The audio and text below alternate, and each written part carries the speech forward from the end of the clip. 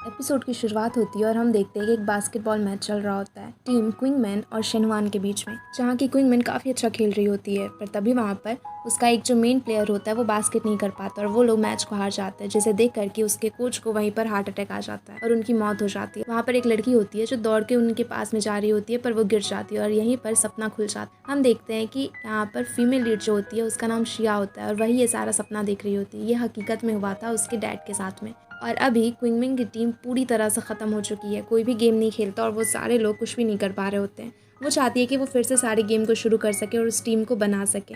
और अब वो रात में बाहर घूम रही होती है कि तभी वो देखती है कि एक लड़का अकेले बास्केटबॉल कोर्ट में बहुत ही अच्छा खेल रहा होता है। वो उसके पिक्चर्स लेती है और वीडियो लेती है। तभी वो लड़का उसे देख लेता है तो आकर वो उससे उसके फ़ोन को छीनने लग जाता है। वो उससे कहती है कि अपना नाम तो कम से कम बताओ, पर इसी में वो उसके ऊपर ही गिर जाती है। वो कहता है कि तुम मुझे किस तो नहीं करने वाली हो। इस पर वो मना करती है और कहती है कि मैं तो बस ऐसे ही देख रही थी, तुम काफ़ी अच्छा खेलते हो, नाम तो बता के जाओ। पर वो गुस्से में वहाँ से चला जाता है। जहाँ हम अगले दिन देखते हैं कि वो स्कूल में दुपट्टा सब लगा कर आई हुई होती है वहाँ पर तस्वीरें लेने के लिए उस लड़के का। पर तभी वहाँ पर वो एक जैंग नाम के लड़के को देखती है जो कि रेस में जा रहा होता है। पर तभी उसका डिलीवरी आता है तो वो बिना डिलीवरी लिए ही दौड़ रहा होता है। तभी वो डिलीवरी वाला लड़का भी उसके पीछे पीछे दौड़ के जाता है और वो रेस में भी उससे जीत जाता है। इसे देखकर वो जल्दी से उसके पास में जाती है। श्रेया उससे पूछती है कि क्या वो बास्केटबॉल टीम को ज्वाइन करना चाहेगा, जिस पर कि वो मना कर देता है और वहाँ से चला जाता है। पर वहाँ पर उसका एक कार्ड गिर जाता है जिससे कि इसे पता चलता है कि उसका नाम लिंगजवान है और वो एक कैफ़े में काम करता है। और इसके बाद हम देखते हैं कि वो जैंग के बारे में भी सोचने लग जाती है कि चलो ये बंदा भी अच्छा है। फिर हम देखते हैं कि वो हर जगह पे बास्केटबॉल के पैम्पलेट्स वगैरह सबको दे रही होती है और कह रही होती है कि आप लोग ज्वाइन कर लो, पर कोई भी ज्वाइन करने में इंटरेस्टेड नहीं था। फिर वो कैंटीन के पास में जाती है क्योंकि वहाँ पे बहुत सारे बच्चे होंगे। तभी एक लड़का उसके पास में आता है। वो खुश हो जाती है कि शायद ये ज्वाइन करने के लिए आया है, पर वो उससे कहता है कि यहाँ कैंटीन के पास में इस तरह से तुम सारे लोगों को नहीं कह सकती बास्केटबॉल ज्वाइन करने के लिए, और उसे वहाँ पर काफ़ी बुरा लगता है। फिर वो वहाँ से चली जाती है। फिर हम देखते हैं कि एक क्लास चल रहा होता है जहाँ की प्रोफेसर सारे बच्चों से क्वेश्चन पूछ रहे होते हैं, पर कोई भी क्वेश्चन का जवाब नहीं दे रहा होता है। वहाँ पर जैंग भी होता है, वो जैंग से भी पूछता है पर वो भी उन्हें कुछ नहीं बता पाता। और उसके बगल में ही हम देखते हैं कि वो बास्केटबॉल जो उस दिन खेल रहा था वो लड़का बैठा हुआ होता है। वो उससे पूछते हैं और अभी हमें यहाँ पर पता चलता है कि उसका नाम जुनिये है। जुनिये खड़ा होकर उनके सारे क्वेश्चंस के आंसर कर देता है और इसके साथ साथ ही वो उससे जितने भी सवाल करते हैं आगे के, वो आगे की सारी चीज़ों ने बता देता है। प्रोफेसर से काफ़ी खुश होता है और उसकी तारीफ़ करने लग जाता है और सारे लोगों को उसे सीखने के लिए कहते हैं। फिर अगले दिन हम कोर्ट में देखते हैं जहाँ की अभी भी श्रेया बैठी हुई होती है कि कोई तो आएगा ज्वाइन करने के लिए टीम, पर वहाँ पर अब शेन आता है। फिर हम देखते हैं कि श्रेया और उसकी फ्रेंड टुटू दोनों ही मिलकर फिर से बॉयज़ डॉर्मेट्री में चले जाते हैं, जहाँ कि वो लोग जाकर लड़कों से पूछ रहे होते हैं कि तुम लोग ज्वाइन करना चाहोगे, और वो छिपके जाते हैं क्योंकि वहाँ पर जाना अलाउड नहीं था। पर तभी वहाँ पर एक लड़का दरवाज़ा खोलता है और इसका नाम शेन होता है। ये लोग उसे ज्वाइन करने के बारे में पूछते हैं पर वो कुछ भी नहीं कहता, जिससे कि श्रेया को लगता है कि शायद वो ज्वाइन नहीं करेगा। पर फिर वो हंस के कहता है कि मेरा नाम शेन है, और वो बताता है कि मेरा हाइट 186 है, और वो बताता है कि मैं मेडिसिन पढ़ रहा हूँ। तभी यहाँ पर टुटू से पहचान जाती है। वो कहती है कि आप तो पहले कैप्टन हुआ करते थे ना क्वीनमैन टीम के, जिस पर कि वो हाँ कह देता है। और फिर ये लोग काफ़ी खुश हो जाते हैं और सोचते हैं कि सही किया यहाँ पर आके। और फिर शाम को अभी भी सिया बैठी हुई होती है बाहर में टेबल लगा कर कि शायद कोई आएगा टीम को ज्वाइन करने के लिए। तभी वहाँ पर चूरन आता है जो कि इसका बचपन का फ्रेंड होता है, और इसे पूरा यकीन होता है कि चूरन तो ज़रूर ही ज्वाइन करेगा टीम को। लेकिन चूरन यहाँ पर आकर उससे कहता है कि वो ट्रांसफ़र ले रहा है, और वहाँ पर श्रेया देखती है कि उसके पास में बैग्स भी है। वो पूछती है कि वो कहाँ पर जा रहा है, जिस पर कि वो जवाब देता है कि वो शेनवान में जा रहा है, जिससे कि इसे काफ़ी बुरा लगता है क्योंकि वो ही टीम तो उसके अगेंस्ट में थी और वो उसी से तो जितवाना चाहती थी क्वीनमैन को। लेकिन फिर अभी जो उसका सबसे अच्छा दोस्त था वही वहाँ पर जा रहा होता है। उसे बुरा लगता है पर वो कुछ भी नहीं कहती और उसे कॉन्ग्रेचुलेट बस कर देती है। अगले दिन वो फिर से छिप कर टुटू के साथ में जाती है बॉयज़ डॉर्मेट्री में, जहाँ की टुटू तो दूसरी तरफ होती है और वो दूसरी तरफ होती है। फिर वो जब डोर पे नॉक करती है तो एक लड़का दरवाज़ा खोलता है और ये जुनिये ही था। उसे देखकर वो काफ़ी खुश हो जाती है और कहती है कि तुम यहीं पर थे। फिर वो उसे कहती है कि प्लीज़ हमारी टीम को ज्वाइन कर लो, जिस पर कि वो साफ मना कर देता है। पर वो उसके पीछे में तस्वीरों में देखती है कि वो काफ़ी पॉपुलर कोच के साथ में है। वो उसके बारे में उनसे पूछने लग जाती है और तभी हड़बड़ाकर वहाँ पर गिर जाती है, जिससे कि उसे चोट लग जाता है। और अब यहाँ पर जुनिया उससे कहता है कि जो लड़की खुद को नहीं संभाल सकती वो टीम को कैसे संभालेगी। और वहाँ पर तभी आंटी आ जाती है जो कि साफ सफाई किया करती थी डॉम में। वो वहाँ पर एक लड़की को देखकर इस पर काफ़ी गुस्सा करती है और उसे वहाँ से जाने के लिए कहती है, जिस पर कि वो कहती है कि वो तो बस उसकी कज़न थी और वो जूनियर से मिलने के लिए आई थी। पर आंटी काफ़ी गुस्सा हो जाती है और उसे वहाँ से भगा देती है। और इसके बाद में हम देखते हैं कि अगले दिन में शेन आया हुआ होता है कोर्ट में और उसके साथ में लिंगजवान भी था। लिंगजवान अभी भी ज्वाइन करने के लिए मान नहीं रहा होता है, जिस पर कि यहाँ पर श्रेया उसे चैलेंज करती है कि जो बास्केट कर लेगा उसे टीम को ज्वाइन करना ही पड़ेगा। और यहाँ पर वो हाँ कह देता है क्योंकि उसे यकीन था कि श्रेया नहीं कर पाएगी, पर श्रेया ऐसा कर देती है और अब यहाँ पर लिंगजवान को भी टीम ज्वाइन करना पड़ता है। लेकिन वो गुस्से में वहाँ से जाने लग जाता है। तभी हम देखते हैं कि ये सारी चीज़ों को वहाँ पर खरा जुनिया भी देख रहा होता है। जुनिया वहाँ पर से जाने लग जाता है कि तभी वहाँ पर श्रेया उसे देख लेती है। वो दौड़ के उसके पास में जाती है और कहती है कि तुम यहाँ पर हो, प्लीज़ हमारी टीम को ज्वाइन कर लो। और कहती है कि उस रात मैंने देखा था तुम काफ़ी अच्छा खेलते हो, जिस पर कि उसकी फ्रेंड टुटू से पूछती है कि तुमने इसे देखा था उस दिन, जिस पर वो हाँ कहती है। तो वो बताती है कि अरे ये तो जुनिया है जिसके बारे में मैं तुम्हें बता रही थी। और यहाँ पर वो उसे बहुत ज़्यादा रिक्वेस्ट करती है कि तभी वहाँ पर चूरन आ जाता है, जिसे देखकर ये दोनों ही पूछते हैं कि वो यहाँ पर क्या कर रहा है। चूरन अब यहाँ पर जुनिया को चैलेंज करने लग जाता है। वो जानबूझ के शिया के सामने में बस इंप्रेशन जमाना चाहता था और जुनिया भी हाँ कर देता है। पर चूरन और जुनिया में काफ़ी फ़र्क था, क्योंकि काफ़ी दिनों से चूरन बहुत प्रैक्टिस कर रहा होता है, पर जुनिया 1 साल से बास्केटबॉल कोर्ट तक में भी नहीं गया हुआ होता है और इस वजह से वो उससे हार जाता है। वो काफ़ी मेहनत कर रहा होता है जीतने की, पर फिर भी वो बास्केट नहीं कर पाता और इसी में बास्केट जाकर शिया को लगने वाला था कि तभी वहाँ पर जुनिया जाकर उसे बचा लेता है। वहीं पर हम एक दूसरी लड़की एना को भी देखते हैं, जो कि जुनिया की बहुत बड़ी फ़ैन होती है और वो बचपन से उसे जानती भी है। वो कुछ और लड़कियों के साथ में वहाँ पर सिया के बारे में पूछ रही होती है, क्योंकि उसे पता चलता है कि एक सिया नाम की लड़की कुछ दिनों से जुनिया का पीछा कर रही है। वो जब कोर्ट में पहुँचती है तो देखती है कि जुनिया सिया को कैसे बचाता है, जैसे कि वो और भी ज़्यादा जलस फील करने लग जाती है। वो तो हार चुका था, तो अब वहाँ पर चूरन को मौका मिलता है पॉइंट करने का और वो एक ही बार में 3 पॉइंट कर देता है। और वो शेन की तरफ मुड़ के कहता है कि कैप्टन याद है, ये तो बिल्कुल आपका वाला तरीका था। जिस पर कि शेन भी हाँ करता है और कहता है कि तुम काफ़ी अच्छा खेल रहे हो और उसकी तारीफ़ करता है। अब यहाँ पर जुनिया को गुस्सा आ जाता है और वो वहाँ से जाने लग जाता है। अब वहाँ पर चूरन सिया के पास में जा रहा होता है, पर सिया तो बिल्कुल उसे इग्नोर करके ही उसके पीछे दौड़ के चली जाती है। वो जुनिया से कहती है कि मेरा जन्म क्या तुम्हारा पीछा करने के लिए हुआ है, 1 मिनट के लिए रुको तो सुनो तो मेरी बात। पर वो उसकी बात भी नहीं सुनता। वो उसे बहुत रिक्वेस्ट कर रही होती है कि ज्वाइन कर लो ना टीम को और जुरन को हरा दो, पर वो बिना कुछ बोले वहाँ से चला जाता है।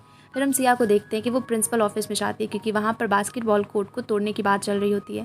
वो प्रिंसिपल से जाके कहती है कि आप प्लीज़ ऐसा मत करो। प्रिंसिपल उसे पहचान जाती है कि ये कोच सू की बेटी है।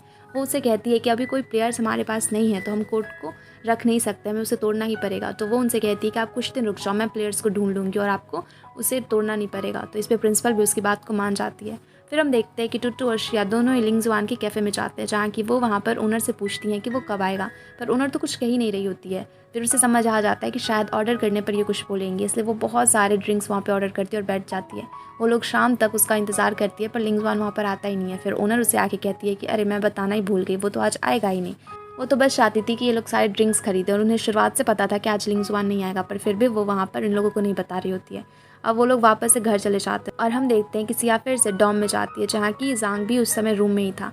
वो वहाँ पर देखती है कि आंटी भी आ रही है, इसलिए वो उससे रिक्वेस्ट करती है कि प्लीज़ आंटी को मत बताना और अंदर चली जाती है। अब वो जाकर बाथरूम में छिपती है। वहाँ पर जुनिया भी होता है और वो जांग को कहता है कि आंटी को वापस भेजो किसी तरह से, और वो भी बाथरूम में चला जाता है। वो वहाँ पर सिया को चुप करा रहा होता है कि तभी वो वहाँ पर एक कॉकरोच को देख के चिल्लाने लग जाती है। वो किसी तरह से उसका मुंह बंद करता है, दोनों ही डरे हुए होते हैं।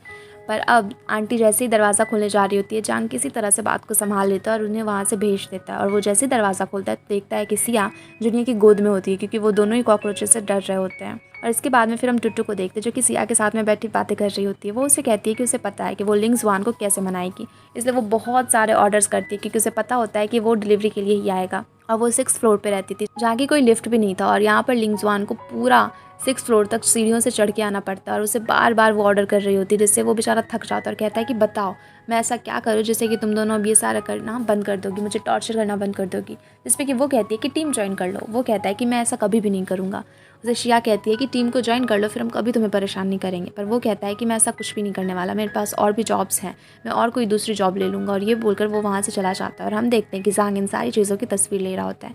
फिर हम देखते हैं कि सिया फिर से एक दूसरे शॉप पे गई हुई होती है, एक कैफ़े में, और वहाँ जाकर भी वो लिंगजुआन के बारे में पूछती है, पर वो भी कुछ नहीं कह रही होती है। तो वो वहाँ पर भी कुछ ऑर्डर करती है और फिर वो उसे बताती है कि वो तो 10 बजे काम के लिए आता है। और ये सोचकर दोनों के ही दिमाग में एक आइडिया आता है, क्योंकि 10 बजे तो क्लासेस थे, इसका मतलब वो क्लास को मिस कर रहा है। और अब सिया क्लास में होती है, वो वहाँ पे देखती है कि प्रिंसिपल आ रही है, इसलिए वो जानबूझ के उसी समय ऑर्डर कर देती है। और वहाँ पर जैसे ही उसे लेकर लिंगजुआन आता है तो प्रिंसिपल उसे देख लेती है और उन्हें पता चल जाता है कि क्लास मिस करके ऐसे पार्ट टाइम जॉब क्या करता है, जिस पर वो उसे बहुत डांटती है। और अब उसे शिया की बात माननी ही पड़ जाती है। लिंगजुआन मान जाता है कि अच्छा ठीक है, फिर वो टीम को ज्वाइन कर लेगा। हम देखते हैं कि इधर क्लास में हर जगह बस इन दोनों के बारे में गॉसिप चल रही होती है। सारे लोग कह रहे होते हैं कि ये दोनों डेट कर रहे हैं, पक्का सिया और जुनिया के बीच कुछ ना कुछ तो चल ही रहा है। पर जुनिया इन सारी चीज़ों पे बिल्कुल भी ध्यान नहीं दे रहा होता है। वो तो बैठा बस बास्केटबॉल कोर्ट के बारे में ही सोच रहा होता है। वो नहीं चाहता था कि कोर्ट टूटे। तभी वहाँ पर जांग आता है, जो कि उसे पिक्चर दिखाता है कि कैसे वो हर जगह पे जाके किसी तरह से लिंगजुआन को टीम ज्वाइन करवाने के लिए इतनी ज़्यादा मेहनत कर रही है। वो उन सारे पिक्चर्स को देखता है और फिर कहता है कि चलो हमें सिया से बात करनी होगी। पर जैसे ही वो बाहर जाने लगता है कि देखता है प्रोफेसर आ गए और वो कहते हैं कि आज एक सरप्राइज टेस्ट होगा और वो सारे लोगों को टेस्ट देने के लिए कह रहे होते हैं। जांग कहता है कि अब तो बहुत लेट हो जाएगा और हम लोग आज तो कोच से मिल ही नहीं पाएंगे, आज हम लोग पक्का कोच सिया से नहीं मिल पाएंगे। पर तभी वहाँ पर 20 मिनट ही होता है कि जाके वहाँ पर जूनियर अपना पेपर प्रोफेसर को दे देता है। प्रोफेसर उसे कहते हैं कि जूनियर तुम्हें पता है ना, तुम खाली पेपर ऐसे सबमिट नहीं कर सकते। जिस पर वो कहता है कि आप देख तो लो। जब प्रोफेसर अंदर देखते तो उसने सारी चीज़ों को कंप्लीट किया था और इसलिए प्रोफेसर भी खुश हो जाता है और कहते हैं कि ठीक है तुम जा सकते हो। अब जैसे ही जूनियर बाहर जाता है तो वो कोर्ट में देखता है जहाँ कि एना और सिया लड़ रहे होते हैं और सारे लोग वहाँ पर काफ़ी ज़्यादा झगड़ा कर रहे होते हैं क्योंकि एना काफ़ी ज़्यादा जलस फील कर रही होती है उससे और सिया अकेले ही उसे संभाल लेती है। अब जूनियर जाकर उसका हाथ पकड़कर उसे वहाँ से लेके जाने लग जाता है पर वो काफ़ी स्ट्रांग होती है। फिर जूनियर उसकी तरफ देख के कहता है कि चलो तो मेरे साथ में, और एना को वहाँ से जाने के लिए कहता है। अब वो इधर सिया को लेके क्लासरूम में आता है जहाँ कि वो उसे कह रहा होता है कि तुम ये क्या कर रही हो। जिस पर वो कहती है कि मुझे किसी भी तरह से बास्केटबॉल कोर्ट को बचाना और इसलिए मुझे बहुत सारे अच्छे प्लेयर्स को तो ज्वाइन करवाना ही होगा। एटलीस्ट 5 प्लेयर्स तो चाहिए ही चाहिए, तभी हम लोग टीम को बचा पाएंगे, कोर्ट को भी बचा पाएंगे। जिस पर कि जूनियर उसे कहता है कि अरे तुम टेंशन मत लो। और तभी वो लोग वहाँ पर एक पोस्ट देखते हैं जहाँ कि इन दोनों के बारे में बातें चल रही होती है और अभी अभी जैसे उसने उसका हाथ पकड़कर उसे वहाँ से वो कोर्ट के पास से लेके गया था, ये भी पिक्चर किसी ने एक साइट पे डाल दी थी और सारे लोग इसी के बारे में बात कर रहे होते हैं। अब उस पोस्ट को देख के सिया के दिमाग में ख्याल आता है। वो जल्दी से वहाँ पर जाती है और कहती है कि मैं सिया हूँ और मेरे बारे में ही बात चल रही है। और फिर वो वहाँ पे कहती है कि अगर कोई बास्केटबॉल टीम में आना चाहता है, कोई भी थोड़ा भी इंटरेस्टेड है तो वो टीम को ज्वाइन कर सकता है। पर कोई भी उसकी बातों पे ध्यान नहीं देते और सारे लोग वहाँ पे उसका मजाक ही बना रहे होते हैं कि ऐसे ही कोई यहाँ पर सिया बनने का नाटक कर रही है। पर तभी वहाँ पर जूनियर अपना एक वॉइस रिकॉर्डिंग देता है और कहता है कि हम दोनों बिल्कुल भी डेट नहीं कर रहे और ये बास्केटबॉल टीम के बारे में ही है। और अब तो ये इन दोनों के बारे में और भी ज़्यादा हर जगह पर बातें होने लग गई थी। और उधर हम दूसरी तरफ देखते हैं जहाँ की टुटू और सिया दोनों बैठे हुए होते हैं कि कोई आदमी फिर से आके इनकी टीम को ज्वाइन करे, पर कोई भी नहीं आता और ये लोग काफ़ी ज़्यादा परेशान होते हैं। पर अचानक से वहाँ पर बहुत सारे लड़के आने लग जाते हैं और सारे कहने लग जाते हैं कि हम इंटरेस्टेड हैं। सिया उन सारों को देख रही होती है जिनमें कि एक भी खेलने के लायक नहीं था, बस सारे लोग बस ऐसे ही आ रहे थे। और तभी वो देखती है कि एक बंदा जो अभी अभी वहाँ से गया था वो फिर से वापस आता है टीम को ज्वाइन करने। वो कहती है कि तुम तो अभी अभी गए थे ना और फिर से वापस भी आ गए, जैसे कि उसे शक होता है। और वो जाकर देखती है तो देखती है कि जांग वहाँ पे कुछ लड़कों को पैसे दे रहा होता है कि जाके टीम को ज्वाइन कर लो। और वहीं पर पास में जूनियर भी बैठा हुआ होता है। ये देखकर उसे काफ़ी गुस्सा आता है। वो जूनियर को वहाँ से हाथ पकड़कर उसका वहाँ से लेकर जाती है और उसे एक पेड़ में टकरा कर कहती है कि तुमने क्या बोला था, तुमने बोला था कि तुम अच्छे प्लेयर्स को लाओगे, इसके लिए मैं टेंशन ना लूँ, पर ये तुम क्या कर रहे हो, तुम ऐसे भी किसी को भी लेके आ रहे हो और कह रहे हो कि टीम ज्वाइन कर लो। मैं नहीं चाहती कि कोई ऐसे ही बकवास टीम ज्वाइन कर ले। और अभी यहाँ पर भी इनके पिक्चर को कोई पोस्ट कर देता है और एना इसे देखकर फिर से जल जाती है और सारी लड़कियाँ गुस्सा हो रही होती है कि ये सिया आखिरकार कर क्या रही है। तभी वहाँ पर जूनियर जांग से कहता है कि ठीक है तुम जाकर शेन, लिंगजुआन और तुम खुद और फिर फैंग को भी लेके आओ। जिस पर कि वो उसे कहती है कि फैंग कौन है, तो वो हंसने लग जाता है। जैंग कहता है कि तुम चिंता मत करो, वो बेवकूफ़ है और मैं जल्दी उसे लेकर आता हूँ। फिर हम देखते हैं कि सारे लोग एक साथ ही खड़े होते हैं कि तभी वहाँ पर एना फिर से आ जाती है और फिर से झगड़ा करने लग जाती है। वो कहती है कि सिया कोई कोच वोच नहीं है, वो तो एक परवर्ट है। और जितने भी लड़के आ रहे थे वो सारे की लोगों की बॉडी को चेक कर रही होती है और उनके थाइस को टच कर रही होती है और उसके बारे में गलत सलत बोलने लग जाती है। पर यहाँ पर जूनियर आकर उसे डिफेंड करता है और कहता है कि तुम्हें जब पता नहीं है तो तुम बोल क्यों रही हो। ये उस सारे लोगों की फ़िटनेस को चेक कर रही होती है और एक प्लेयर के लिए एक फ़िटनेस बहुत ही ज़्यादा इंपॉर्टेंट चीज़ है। और वहाँ पर वो चुप हो जाती है। तभी हम देखते हैं कि जांग अपने साथ में फैंग को लेकर आया था जो कि एक बहुत ही लंबा और मस्कुलर आदमी था। वो वहाँ पर एना को पसंद करता था, इसलिए एना को देखते वो बहुत ज़्यादा शाय होने लग जाता है और एना को यहाँ पर गुस्सा आने लग जाता है, इसलिए वो वहाँ से जाने लग जाती है। फिर हम देखते हैं कि जांग और फैंग ये सारे लोग कोर्ट में होते हैं जहाँ की एना भी होती है और बहुत सारी लड़कियाँ होती है जो कि वहाँ पर जूनियर के लिए आई भी होती है। अब वहाँ पर जांग और फैंग दोनों ही लोग बहुत ही अच्छे से गेम को खेलने लग जाते हैं और शो ऑफ करने लग जाते हैं लड़कियों के सामने में।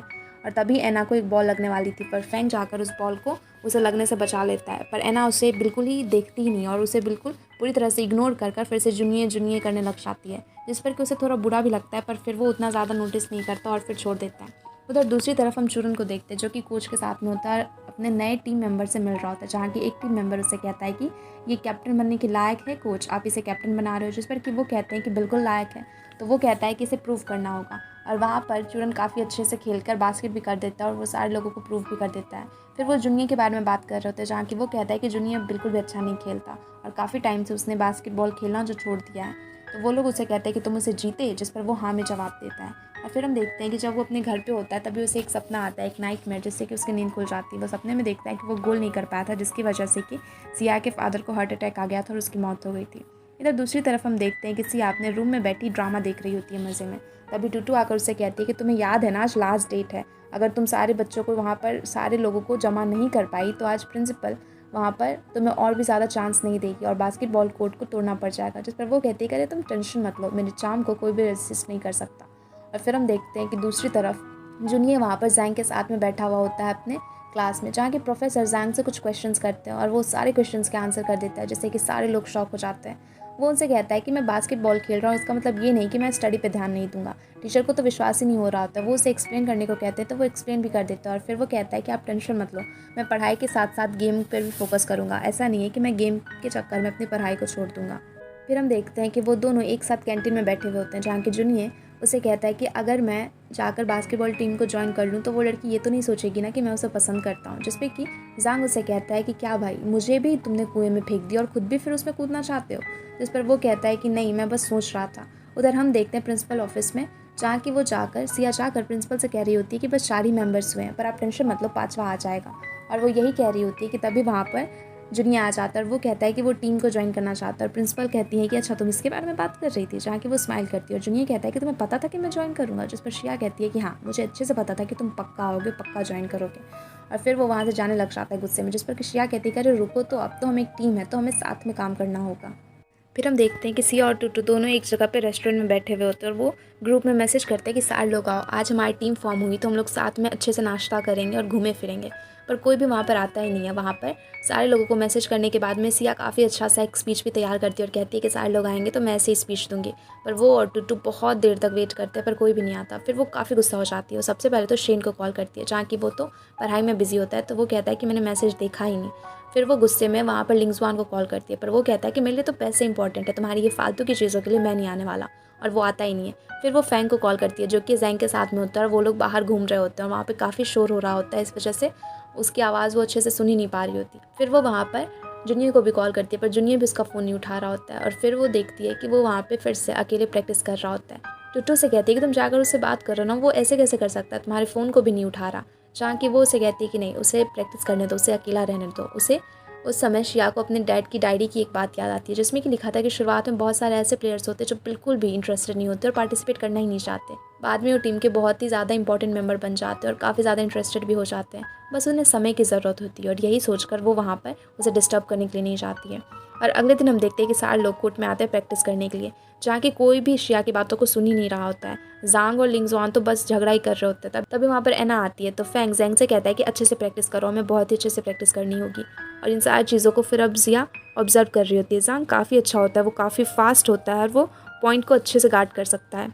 दूसरी तरफ फैंग, जो कि काफ़ी ज़्यादा मस्कुलर स्ट्रेंथ होती है उसमें, वो सेंटर फॉरवर्ड कर सकता है। और तभी हम देखते हैं कि एना वहाँ पर जूनियर को प्रेस करने लग जाती है और किसी के बारे में भी कुछ भी नहीं कहती। जहाँ पे टुटू को गुस्सा आ जाता है, वो चिल्ला के कहती है कि तुम यहाँ पर आई हो तो सारे मेंबर्स को प्रेस करो ना, बस जूनियर जूनियर क्या लगा रखा है।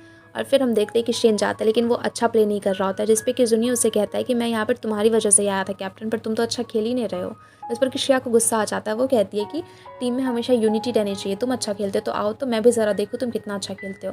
पर इस पर वो कुछ भी नहीं कहता और वहाँ से चला जाता है। उसके जाते ही जांग भी चला जाता है। जूनियर जब जाते हैं तो एना भी चली जाती है और उसके पीछे पीछे फैंग भी। अब वहाँ पे बस शेन और लिंगजुआन बचे थे। लिंगजुआन कहता है कि जब कोई खेला ही नहीं चाहता तो मैं भी जा रहा हूँ, मुझे पैसे कमाने हैं। और शेन अकेला क्या करता, वो भी वहाँ से चला जाता है। टुट्टू को काफ़ी गुस्सा आता है। वो कहती है कि सारे लोग कैसे हैं, इन्हें तो तुम्हारी बात सुननी चाहिए, पर कोई भी तुम्हारी बातों को सुन ही नहीं रहा है। जिस पर कि वो उसे कहती है कि अरे टुट्टू तुम परेशान मत हो, आज पहला दिन है, कम से कम ये सारे लोग एक साथ आए, मेरे लिए वही बड़ी बात है। और टेंशन मत लो, मुझे पता है कि इन सारे लोगों को कैसे खेलने के लिए मनाना है। और फिर हम अगले दिन देखते हैं कि जहाँ की जुनिये फिर से जाता है अकेले प्रैक्टिस करने के लिए, लेकिन इस बार वो देखता है कि वहाँ पर एक नया लॉक लगा हुआ था और ये लॉक किसी और ने नहीं बल्कि शिया ने लगाया था। वो उसे कहती है कि तुम अकेले क्यों खेल रहे हो, टीम के साथ में खेलना है। तो वो उससे की मांगने लग जाता है, पर वो देती नहीं और इसी में दोनों झगड़ा करने लग जाते हैं और की एक सिंकहोल में गिर जाता है। अब वहाँ पर की गिर जाने की वजह से दोनों फिर से बहस करने लग जाते हैं और वहाँ पर जूनियर फिर से जाने लग जाता है। श्रेया उसके पीछे पीछे दौड़ रही होती है, उसे रोक रही होती है, अरे तुम टेंशन मत लो ना, मैं नया वाला लॉक लगवा दूंगी और चाबी की टेंशन मत लो, मैं सब कुछ ठीक कर दूंगी। तभी वहाँ पर जूनियर एक लड़के से टकरा जाता है, पर वो ध्यान नहीं देता और आगे जाने लग जाता है। पर वो लड़का वहाँ पर उसे रोकता है। इसका नाम डिंग होता है, जो कि शेनहुआन का कैप्टन होता है, उनके रिजर्व टीम का कैप्टन। वो वहाँ पर उसे कहता है कि अरे मैंने सुना है कि यहाँ कोई गॉड है, लेकिन वो अच्छा बास्केटबॉल खेलता ही नहीं। और वहाँ पर वो उसकी बेइज्जती करने लग जाता है, पर जूनियर बिल्कुल भी ध्यान नहीं देता और जाने लग जाता है। पर तभी डिंग वहाँ पर पीछे जब श्रेया को देखता है तो वो उसका हाथ पकड़ कर कहता है कि ओह ये तुम्हारी गर्लफ्रेंड है, ये मेरे साथ ज़्यादा अच्छी लगेगी। पर इस पर जूनियर को गुस्सा आ जाता है और वो उसे उठाकर वहाँ से पटक देता है। अब डिंग वहाँ पर उससे चैलेंज देता है कि 3 दिन में हम मैच करते हैं और देखते हैं कि कौन ज़्यादा अच्छा खेलता है। और यहाँ पर अब वो सारे लोगों के पास ऑप्शन में नहीं था, वो लोग हाँ कर देते हैं कि मैच खेलेंगे 3 दिन के बाद। और ये सारी न्यूज़ अब वायरल हो जाती है, पूरे स्कूल में पूरे कॉलेज में फैल गई थी, सारे लोगों को इसके बारे में पता चल गया था। उधर हम देखते हैं कि लिंगजुआन को ढूंढते ढूंढते टुट्टू उसके रेस्टोरेंट में आई थी, पर वो तो बस छिप रहा होता है, वो बिल्कुल भी उसके सामने नहीं जाना चाहता था और उससे बात भी नहीं करना चाहता था। इधर हम चूरन को देखते हैं, जो कि कोच से बात कर रहा होता है और उन्हें बता रहा होता है कि 3 दिन के बाद रिजर्व टीम अब वहाँ पर क्विंगमैन के साथ में खेलने वाली है और वहाँ पर वो मन ही मन सोच रहा होता है कि सिया मैंने तुम्हारे लिए एक चांस जीत लिया, तुम हमेशा से मेरी टीम के साथ खेलना चाहती थी तो अब तुम खेल सकती हो। फिर हम देखते हैं कि डिंग को किसी ने रुपए देने के बारे में बात किया था। किसी ने उसे कहा था कि अगर तुम क्विंगमैन के साथ में हार जाते हो मैच तो मैं तुम्हें बहुत सारे पैसे दूंगा। तो उस समय वो हाँ कर देता है और फिर वो अगली सुबह ही स्क्रीनशॉट को वहाँ पर पोस्ट कर देता है, जिससे कि सारे लोग काफ़ी ज़्यादा क्विंगमैन टीम के बारे में गलत सलत कह रहे होते हैं। सारे लोगों को लग रहा होता है कि पक्का शिया ने किया होगा क्योंकि उसका टीम बिल्कुल भी जीत नहीं सकता। वो लोग अभी काफ़ी ज़्यादा कमज़ोर है और नए नए ही फॉर्म हुए हैं। पर वहाँ पर जैसे ही टुट्टू आती है वो श्रेया को देख रही होती है तो श्रेया उससे कहती है कि तुम्हें भी लगता है कि मैंने ही पोस्ट किया है। तो टुट्टू कहती है कि नहीं ऐसी बात नहीं है, जिस पर श्रेया उससे कहती है कि अरे यकीन करो मैंने ऐसा कुछ भी नहीं किया है। और फिर वो जब कोर्ट में जाती है तो सारे प्लेयर्स उसे ही देख रहे होते हैं तो वो कहती है कि अरे यार मैंने ये नहीं किया। तो तभी वहाँ पर लिंग्सवान कहता है कि हाँ मुझे पता है कि तुमने ये बिल्कुल भी नहीं किया, तो हमें खाने के लिए बस 18 वॉन के छोटे से सिंपल से खाने को देती है और तुम इतना ज़्यादा पैसा किसी को दोगी, जिस पे कि सारे लोग हंसने लग जाते हैं। फिर वो वहाँ पर जूनियर को देखती है, वो उसके पास में जाके कहती है कि मैंने ऐसा कुछ भी नहीं किया है और मैं तुम्हें ये प्रूव कर दूंगी और उसके बाद तुम्हें मुझसे अपोलोजाइज़ करना होगा, जिस पे कि जूनियर उसकी बातों पे बिल्कुल भी ध्यान ही नहीं दे रहा होता है। फिर हम देखते हैं कि जूनियर एक जगह बैठा होता है और वो सोच रहा होता है कि वो शिया के साथ में घूमने के लिए जा रहा है, उसके साथ में बातें कर रहा है, तभी वो उसे किस करने वाला होता है कि जैंग वहाँ पर उसके सपने को तोड़ देता है। वो कहता है कि तुम इतना स्माइल क्यों कर रहे हो भाई, जिस पे वो कहता है कि कुछ भी नहीं। तो जैंग उसे पूछने लगता है कि अरे बोलो बोलो क्या सोच रहे थे बताओ भी, जिस पर कि वो कहता है कि तुम अनस्पोकन लव के बारे में जानते हो, जिस पर कि जैंग हाँ करता है। वो कहता है कि हाँ मेरे कज़न की गर्लफ्रेंड में उसे पसंद करता था पर कभी कहीं नहीं पाया, जिस पर कि जूनियर गुस्से में उसे देखने लग जाता है कि कैसा बेवकूफ़ है ये। फिर वो उसे कहता है कि अरे यार वैसा नहीं, मेरा मतलब कि जिसे तुम पहले पसंद नहीं करते थे पर अब उसे पसंद करने लग गए हो। जैंग इस पर उसे कहता है कि तुम पक्का यहाँ पर शिया के बारे में बात कर रहे हो, जिस पर कि वो मना करता है और कहता है कि बिल्कुल नहीं, मैं शिया को पसंद नहीं करता। अगले दिन हम देखते हैं कि जब वहाँ पर जूनियर गाड़ी से आ रहा होता है तो जैंग उसे गाड़ी में बताता है कि सब कुछ एना ने किया था, एना ही पैसे दे रही थी और उसकी वजह से सारे लोगों को लग रहा है कि शिया ने ऐसा किया। और तभी हम देखते हैं कि शिया वहाँ पर आ रही होती है, वो जूनियर की कार के पास में जाती है और उसे कहती है कि मैं जल्दी तुमसे अपोलोजाइज़ कराऊंगी, और ये बोल के वो हंस के वहाँ से चली जाती है। और फिर हम देखते हैं कि जब वो क्लास में होती है तो उसे एक मैसेज आता है, दरअसल उसे पता चल गया था कि ये किसने किया और वो ज़ोर से चिल्ला देती है। तभी टीचर उसे डांट के कहते हैं कि आजकल के बच्चे भी ना पढ़ने पे बिल्कुल ध्यान ही नहीं देते और फ़ोन पे ही लगे हुए रहते हैं। और फिर हम देखते हैं कि जब क्लास ऑफ होता है तो वो एना के पास में जाते हैं और उसे स्टेयरकेस के पास में जाकर उससे बात कर रही होती है और कह रही होती है कि सब कुछ तुमने ही किया ना। वो एना से कहती है कि मुझे पता चल गया पर तुमने ऐसा कुछ किया क्यों, जिस पर कि एना वहाँ पर रोने लग जाती है। वो कहती है कि मैं तो अच्छा चाहती थी, मैंने चाहती थी कि क्वीनमैन पहली बार में ही हार जाओ और इसलिए मैंने उससे कहा था कि मैं तुम्हें बहुत सारे पैसे दूंगी और तुम हार जाओ, जिससे कि हमारा टीम जीत सके, जूनियर जीत सके। अब वहाँ पर श्रेया को भी लगता है कि इसमें एना बिल्कुल भी कुछ गलत नहीं सोच रही थी, वो तो बस अच्छा ही सोच रही थी पर उसकी अच्छाई में ही सारी चीज़ें गलती निकल गई। और फिर वो वहाँ पर उसे शांत करवाने की कोशिश करती है, पर यहाँ पर एना का आई मेकअप पूरा ख़राब हो गया था, जिसे देखकर श्रेया को और भी हंसी आ रही होती है और वहाँ पर एना रो ही जा रही होती है।